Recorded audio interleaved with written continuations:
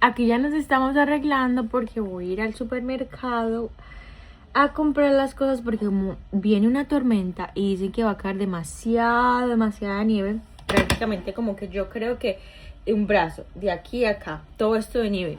Yo lo único que espero es que al menos mañana podamos salir a jugar con los niños en la nieve y que pues podamos sacarle provecho a la nieve. Entonces me estoy poniendo un poquito de polvo como para que me quite el brillo y todo eso y pues no salir así como toda sin nada. Me aplico un poquito de ruborcito para que me dé como colorcito. También me gusta aplicarme un poquito de colorcito en las cejas. Me aplico este pues así.